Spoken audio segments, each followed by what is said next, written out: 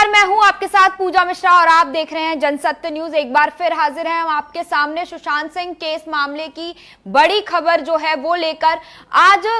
CBI का 9वां दिन है जब वो उन लोगों से पूछताछ कर रही है जो इस केस के आरोपी हैं, और सबसे बड़ी आरोपी जिनका सबसे ज्यादा जिन पर आरोप है वो है रिया चक्रवर्ती। और आज सीबीआई, कल जैसे सीबीआई ने उनसे 10 घंटे से ज्यादा पूछताछ करी और आज फिर सीबीआई उनसे पूछताछ करेंगी और वो अपने घर से डीआरडीओ गेस्ट हाउस जहां वो कल भी गई थी वहां पूछताछ के लिए जाएंगी। और यहां हम आपको बता दें कि कल जैसे ही वो 10 घंटे की पूछताछ के बाद बाहर निकली, यानी कि जब उनकी पूछताछ खत्म हो गई पूरी तरह से, सीबीआई ने उन्हें जब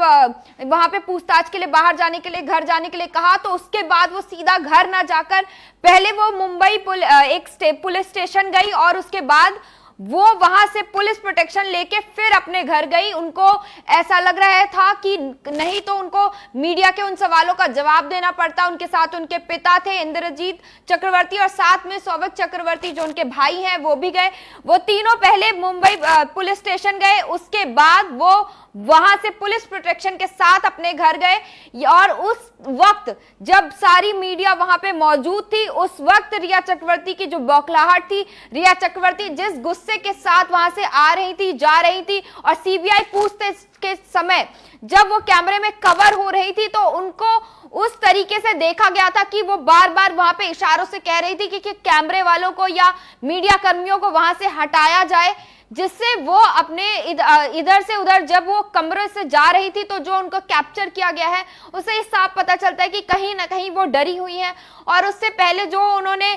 बकायदा इंटरव्यू दिए अपने पीआर के जरिए, जो उन्होंने इंटरव्यू दिए कई सारे, उसमें उन्होंने ना सिर्फ सुशांत के परिवार बल्कि सुशांत पर भी आरोप लगाए, यानी कि जो जिसकी मौत हो गई है, जो जिस पर उस व्यक्ति पर जो अभी मौजूद नहीं है उस पर भी रिया चक्रवर्ती ने आरोप लगाए और कहा कि वो उनको स्मोक करने की आदत थी। उन्होंने एक ड्रग का नाम लिया और उन्होंने कहा कि सुशांत अक्सर वो करते थे और रिया उनको उस चीज के लिए मना करती थी। और उन्होंने बताया कि केदारनाथ जो उनकी मूवी है उससे थोड़े टाइम पहले ही उन्होंने स्मोक करना शुरू कर दिया था और लगातार वो स्मोक करते थे, वो रोकती भी थी उन्हें और उसके बावजूद भी वो रोकती थी, उसके बाद भी वो करते थे। और यहाँ पे रिया ने अपने आप को निर्दोषी करार देने के लिए, अपने आप को बचाने के लिए उन्होंने कहा कि वो सुशांत के कहने पर ही जया से वो चीजें मंगाती थी, वो ड्रग मंगाती थी, वो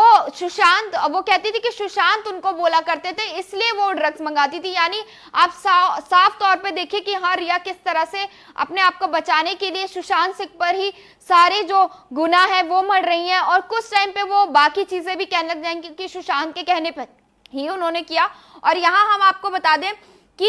जो श्वेता है, जो उनकी बहन है, उन्होंने फिर से रिया चक्रवर्ती के लिए जो भी चीजें हैं उन्होंने अपने इंस्टाग्राम पेज पर दिखाया है। और उन्होंने एक चैनल का, जो निजी चैनल का है, वहां पे किसी का एक जो वहां पे एक गवाह के तौर पर जो उस टाइम जो जिसने सुशांत की बॉडी को उठाया था, वहां पे उसने एक निजी चैनल को इंटरव्यू दिया था, उसका छोटा सा क्लिप कट करके श्वेता ने डाला है अपने इंस्टाग्राम पेज में, जहां पे वो साफ साफ कह रहा है कि मैंने उस बॉडी को देखते ही मुझे पता चल गया था कि ये मर्डर है, सुसाइड नहीं है। उसके गले में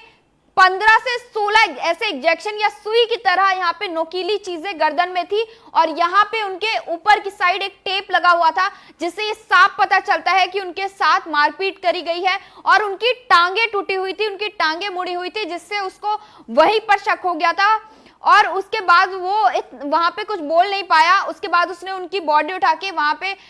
एम्बुलेंस में रखी और वो यहाँ पे शायद संदीप सिंह का नाम लेना चाह रहे थे। उन्होंने बताया कि उनका एक दोस्त था जो लगातार किसी से फोन में संपर्क में था और उन सब चीजों को देखकर मुझे कहीं ना कहीं शक हुआ था। पर जैसे कि सब जानते हैं कि ये केस इससे पहले सीबीआई से पहले मुंबई पुलिस पर था, तो वो ज्यादा वहां पे कुछ बोल नहीं पाएगा। तो अगर मैं आपको यहाँ पे श्वेता जो उनकी बहन है उनका पेज दिखाऊं तो आपको दिखाती हूँ। उन्होंने फिर से 2 पोस्ट डाले हैं जिसमें उन्होंने ये साफ तौर पे कहा है कि उनके भाई का मर्डर हुआ है और उनके भाई के जो गुनाहगार हैं उनको सजा मिलनी चाहिए, और इसलिए उन्होंने 2 पोस्ट और डाले हैं। उन्होंने यहाँ पर जो ये पोस्ट डाला है ये भी एक चैनल का है और ये भी एक चैनल का छोटा सा क्लिप डाला है। उससे पहले जो उन्होंने रिया चक्रवर्ती का जो क्लिप डाला है उसमें उन्होंने एक निजी चैनल को जब इंटरव्यू दिया उसमें उन्होंने कहा कि मैंने जो घर लिया है वो मैं शुरू से वो घर लेना चाहती थी, सुशांत के साथ रिलेशनशिप में आने से पहले मैं वो घर लेना चाहती थी और उसके लिए मैं 17,000 रुपए EMI पे कर रही हूं। तो यहाँ पे जो सुशांत की बहन है उन्होंने यहाँ पे उनको साफ तौर पर कहा कि अगर आप सिर्फ 17,000 रुपए EMI, जो एक मिडिल क्लास फैमिली, एक आम आदमी भी 17,000 रुपए जिसकी 30,000 रुपए सैलरी होगी, 10,000 में अपना खर्चा चलाएगा और 17,000 रुपए वो पे कर सकता है। यानी आप इतने, आपका खर्चा जहां 14 से 15 लाख रुपए महीना था, 14 से 15 लाख रुपए आप खर्चा कर सकती हैं अपने ऊपर और आप सिर्फ 17,000। और यहाँ उन्होंने ये भी कहा कि आप इतने महंगे वकील को हायर कर रही हैं अपने केस के लिए और आपके पास सिर्फ 17,000 रुपए EMI महीने के देने के हैं। यानी कि रिया चक्रवर्ती जिस तरीके से अपने आप को बचाने के लिए यहाँ पे लगातार उन्होंने झूठे तरीके से उन्होंने अपना इंटरव्यू करवाया और तरीके से उन्होंने झूठ बोला और उन्होंने एक व्यक्ति जो अब जिंदा नहीं है, जिसके साथ वो रिलेशनशिप में थी, जिसके साथ वो उन्होंने इतना वक्त बिताया, उसके जाने के बाद वो सारे आरोप उस पर मढ़ रही हैं। यानी आप साफ साफ देखिए कि वो एक तरफ कह रही है कि हमारा परिवार दोषी नहीं है, हमारे परिवार पे जो आरोप लगाए जा रहे हैं हमने वो नहीं किया, और दूसरी तरफ वो साफ साफ यहाँ पर सुशांत के परिवार, उनकी बहनों और सुशांत पर ये आरोप लगातार वो मढ़ रही है। लगातार वो कह रहे हैं कि हम सुशांत ड्रग्स लेते थे। यहाँ पे आप देखिए जैसे ही उनको पता लगा कि ड्रग्स एंगल अब सामने आ गया है और शायद अब जब ये अभी मैं आपको ये भी खबर बता दूं कि अभी ये भी ब्रेकिंग आई है कि नार्कोटिक्स डिपार्टमेंट में 2 ड्रग्स डीलर को गिरफ्तार किया है, जिससे अब ये खुलासा हो सकता है कि रिया चक्रवर्ती और जो उनकी गैंग है पूरी, जो उनकी टैलेंट मैनेजर है Jaya, Siddharth Pithani, in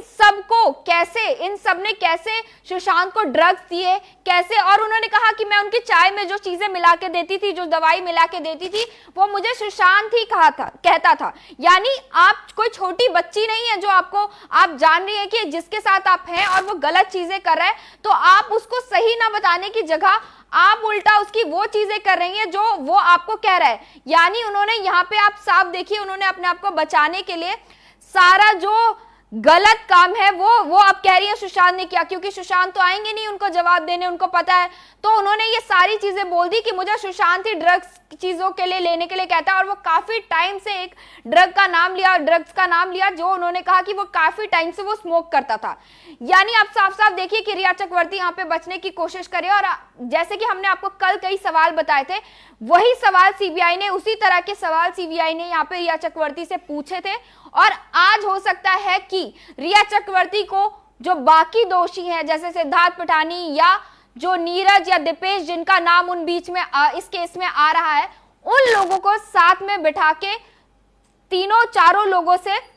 counter question किया जाएगा। यानी पहले रिया चक्रवर्ती से जो रिया चक्रवर्ती ने बयान दिए हैं उनको रखे जाएंगे एक तरफ, और दूसरी तरफ जो दीपेश है, नीरज है, पिठानी है, उनके जो बयान है उनको रखे जाएंगे, उनको मिलाया जाएगा।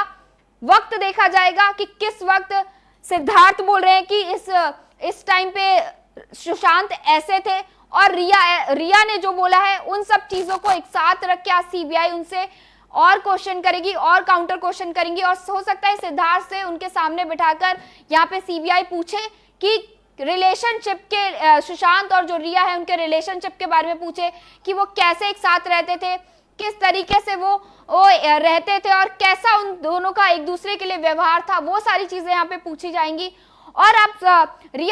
जैसे कि रिया चक्रवर्ती बोल रही थी कि 8 जून को सुशांत ने ही उनको बोला कि आप वहां से चली जाइए, और यहाँ पे रिया ने कहा कि वो खुद बीमार थी। तो उन्होंने कहा कि मुझे इस बात का बुरा लगा कि मैं बीमार हूं, और जिस वक्त मैं बीमार हूं उस वक्त सुशांत मुझे बोलते हैं कि आप घर से चली जाइए, इसलिए मैं घर से चली गई। और मैंने उनको फोन इसलिए नहीं किया क्योंकि मुझे बुरा लगा कि उन्होंने मुझसे कॉल नहीं किया। हालांकि उन्होंने ये भी बताया कि सुशांत ने उनको एक मैसेज किया, उनके भाई सोविक को मैसेज किया, उन्होंने पूछा कि भाई रिया कैसी है, रिया की तबीयत कैसी है। यानी वो आपको मैसेज कर रहे हैं, आप उसके बाद भी बोल रही हैं साफ साफ कि उन्होंने मुझे कॉल नहीं किया।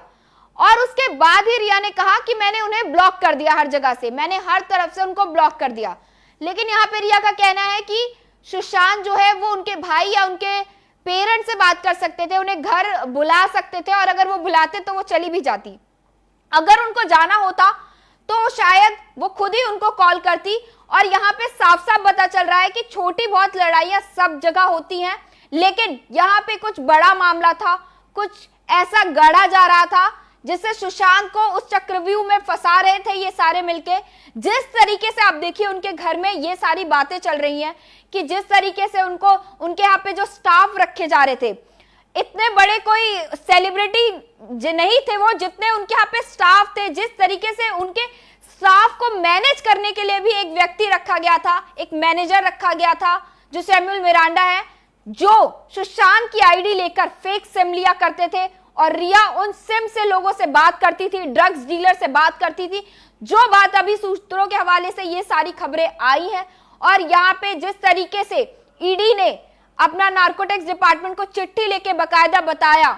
कि ये सारे जो पैसे गए हैं वो ऐसे ड्रग्स डीलर्स को गए हैं, तो ये सारा मामला पहले मुंबई पुलिस, फिर सीबीआई, और फिर ईडी, फिर नार्कोटिक्स डिपार्टमेंट, तो ये सारा मामला किस तरीके से यहाँ पे सुशांत को फंसाने की कोशिश की जा रही थी, किस तरीके से सुशांत का फायदा उठाया जा रहा था, बिना उनके परिवार की इजाजत के, बिना उनके परिवार के किसी के संपर्क से, किस तरीके से रिया यहाँ पे सारी चीजें करने की कोशिश कर रही थी। और अब वो अपने आप को पूरी तरह से निर्दोष बता रही है, अपने परिवार को निर्दोष बता रही है। इस सारे मामले को सीबीआई लगातार इन लोगों से पूछताछ कर रही है, और आज भी सीबीआई इस जो पूछताछ में रिया से और सिद्धार्थ पठानी से इन सब से पूछताछ करेंगी। और रिया ने यहाँ पे साफ साफ इनकार कर दिया है, जैसे हमने आपको बताया था पहले कि 8 ऐसी हार्ड डिस्क थी जिससे डेटा डिलीट हुए हैं, जिससे चीजें डिलीट हुई हैं, यानी। और रिया उस तरफ कह रहे हैं कि मुझे नहीं पता, उनकी बहन को पता होगा, क्योंकि